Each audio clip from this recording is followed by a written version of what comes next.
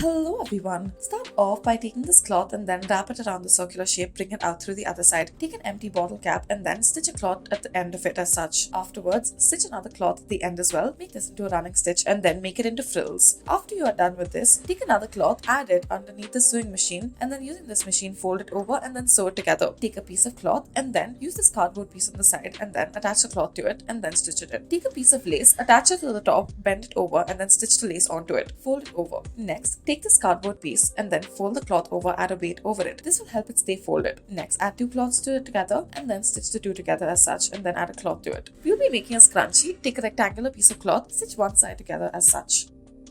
After this, add a rubber band around it. Now make sure that the rubber band is within the cloth that you have taken. Fold it over the rubber band and then stitch the cloth around it as such. Do this until you reach the end of it. That is the end of the cloth. Now once you are done with this, reverse the side of the cloth so that it comes onto the right side. You may hand stitch the rest of it or once again put it under the machine as such.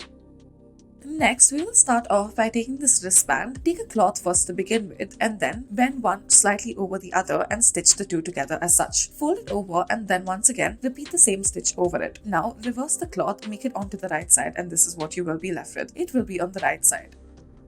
Now take multiple numbers onto some cardboard and then fold it over. This will show you the number of folds that you have made. Fold it over the cloth and then you should be left with multiple frills as such. Now after you have done this, stitch over the pleats as such. Do this on one of the sides to begin with. Once you are done stitching all the way onto the other side, move it over slightly onto the other end. Now slightly spread it out. Now take a cardboard paper and then make a little slit in it. Put the lace through it as such. Once you have put your lace through, stick the cardboard onto the ground using some tape. Now stick it on both sides in order to make it stay in place as much as possible. Add the cloth to it and then move the lace along so that it stays straight throughout the stitching. Cut off the excess portion of it.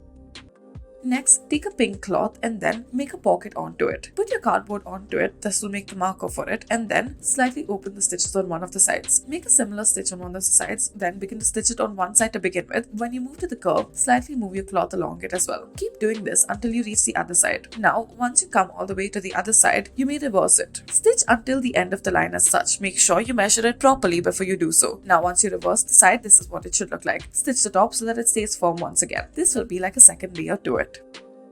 Next, take a jean material and then roll it over on one of the sides top, that is the side that is already stitched up. Once you have done this, stitch it over. Take the excess portion of the cloth that is there and then make two slits in it as such. Fold over the side of it. Now stitch it according to this. Next, take two cloths, stick them one over the other and before you do so, add the green portion of the cloth into it. Make a small slit into it before you bend it over. This will help it move along the cloth and not form bulges while you are stitching it. It will help with the convenience of the stitching. Cut over the edges so that the slits as well go. Next, we will take this green cloth and then push it through. Stitch the top of the cloth as such. Cut off the excess before you do so and this is what you should be left with. Thank you for watching.